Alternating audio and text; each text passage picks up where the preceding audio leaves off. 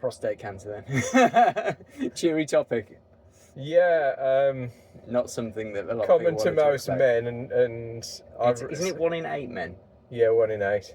And since I've had it, I've realised that quite a lot of my friends have either had it or have got lower grades of it or had it and been a lot worse than me. So the thing about prostate cancer, one thing is that it affects obviously the different levels of it.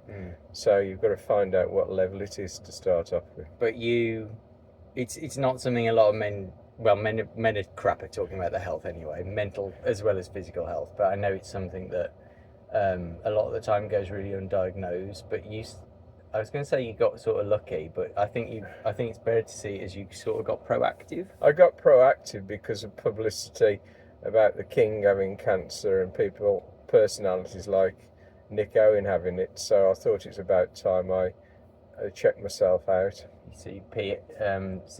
What did you have a PSA? I had a PSA test. So that's blood test. And the PSA test, yeah, PSA test is a blood test. It's not terribly reliable, but it's the only test they've got. And my PSA came out at 12, which is far too high. I had one about 7 years ago, and that was low, about 2. So I don't think I'd got the cancer 7 years ago.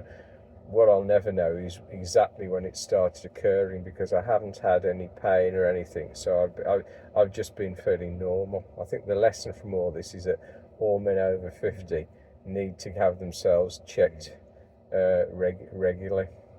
Yeah, I know that they're trying to develop like a spit test and all that, but that's still some time away. I think it's I suppose it was it last summer when you actually got the diagnosis? Yeah, it takes a few weeks. I initially had my PSA test around March. Then you have other stages whereby you go and see the nurse, and you have the infamous up the bum test where he thought there was something probably wrong. And then after that, I had an MRI scan, and that process takes a couple of months. Yeah. So I think it was June the 5th or June the 6th, 2024, I was diagnosed. And it was, when I found it was level 3, I was like... Is that at 4 levels? There's 4 levels, yeah, there are 4 levels. Level 1 and 2, obviously lowest. Level 4 is where it spreads to the rest of your body. 1 and 2, they often don't treat you because it may never develop any further. Like some celebrities, I think Ian McKellen and people like that have got those early stages. What level? Yeah, I mean, I know. So they have to manage it rather than have it. They just have it regularly tested to check that it's not aggressive. Okay. Unfortunately, mine was aggressive. Was it like aggressive. 9 out of 10 on a... What was the scale? 9 out of 10. I remember reading all this stuff about how they measured it. Scale. 9 out of 10 on it won't come to me, but there's a scale, and I was 9 out of 10 on that scale. So it was an aggressive cancer, and if I hadn't anything done about it, then it would have gone up to level 4, which means it would basically spread to other parts of my body. So it was a massive shock because I didn't feel ill. I assumed if I got it, it would be very low at levels 1 or 2, and when they told me it was level 3, it was like being hit with a sledgehammer. No, go on.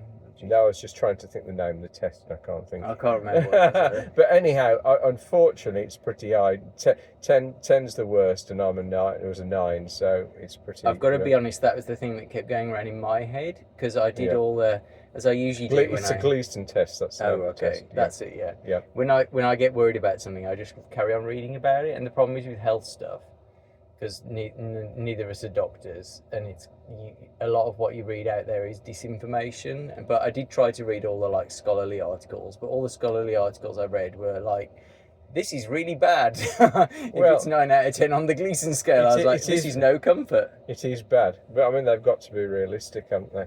What it basically means is that it's highly aggressive, which if you don't do anything about it, it's easy going to spread to the rest of your body. And then, was it hormone therapy straight away in June, the day it was diagnosed. They give me the high hormone therapy, and I should be on I've already now been on it nearly a year, and I shall have another 2 years of it. Right. The purpose of hormone therapy is to reduce your testosterone levels, because it's thought the cancer feeds on testosterone. Yeah.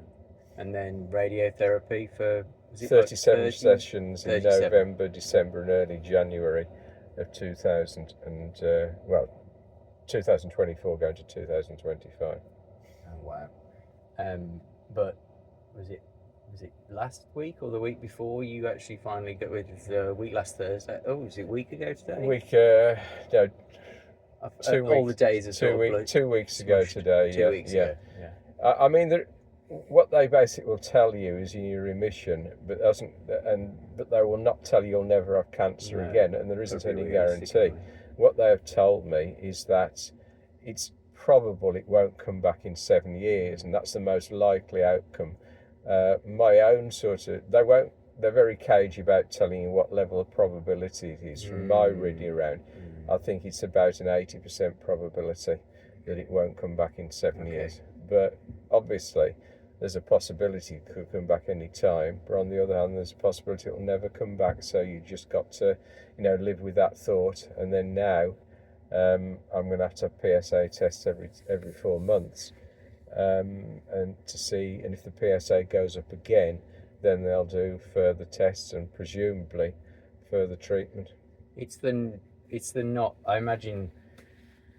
Yeah, we're quite similar, aren't we, in terms of worrying about things that haven't happened? Yeah. So you do worry about things, but if I'm going to spend the rest of my life worrying about it, there's no point living.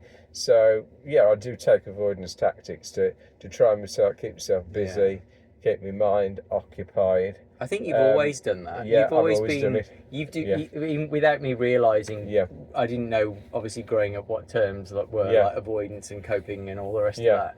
But you always did exercise. You always saw your friends and all those sorts of things that you've built those habits to keep yourself relatively sane. Yeah, and that's nothing to do with. It's to do with general mental health, to do with anxiety and pressures of other life. Yeah. At the end of the day, they do keep you. If your mind's occupied elsewhere, or if you're doing physical exercises, it really reduces your anxiety. And it's the methods I've developed in my life for coping with other things in life. I'm carrying on using them for this, really. Because I never did any physical exercise, and I know I was always that kid who stayed in and read books and all the rest of it. But I remember you always kind of like saying that when you went for a run, you felt better afterwards. Yeah, I mean, I did this largely by self-taught, really. It's only in later years I've read all the books and understand why I feel better.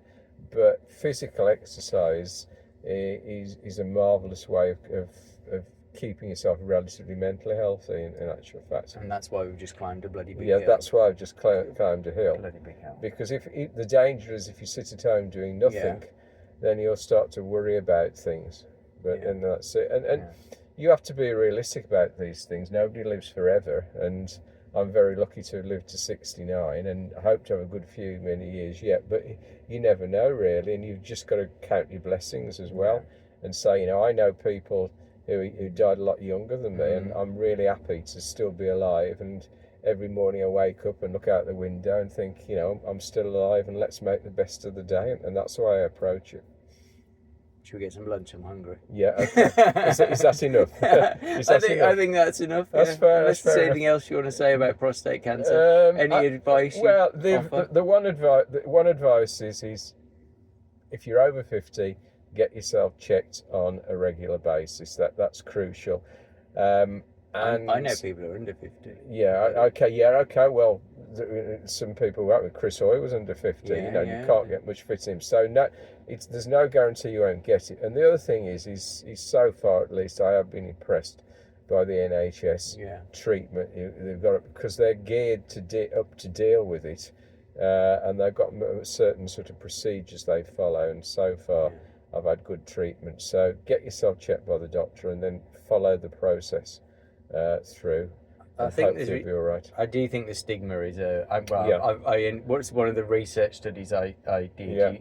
You said about the up the bum test, which a lot of men are really sensitive about that sort of thing. Yeah. But if it's a matter of life or death, you have to just get over it. You have to do. The other thing is there are different sorts of prostate cancer. So just because you've got prostate cancer, doesn't necessarily mean anything. I know people who've had it for many years and they've just been monitored and they're all right, you know. But there again, the other extreme, I do know some people who spread to their bones. I mean, they are getting better treatment for it these days with everything else. And even if it's spread to your bones, you can have several decent years of life. But the treatment is a lot worse then, because you're on to chemotherapy and things like that. And I'm so far, touch wood, I'm lucky. I've just had the hormones, the radiotherapy. One thing I say is the radiotherapy itself is painless, but the preparation for it in terms of getting your insides in the right sort of state is quite onerous. But you learn to do it. Didn't you have to really restrict what you're eating? You have to change. Strangely enough, you eat unhealthily in some ways. You go on a low fibre diet. So basically, you've got to avoid having any gases in your system when they do it. Pleasant. So you go for a low fibre diet, which is a good thing. You eat plenty of cake, you low fibre diet. But the other technique is you've got to get the right amount of water in your bladder when they're doing it. But again, no, I've inherited your bladder. That's a blooming nightmare. Weed control. It's a matter of practice. When I first attempted it, the first few times, I thought I'm never going to get the hang of this. But you just have to persevere, and you get all right with this at the end. And certainly the people at the hospital I was at the people were very understanding with the situation, because they're used to dealing with men and in that situation, and all men have to deal with it. But it's painless but difficult to prepare for with the summary radiotherapy. Okay. All right. Okay. Worth it though. Yeah, definitely. Totally. Yeah.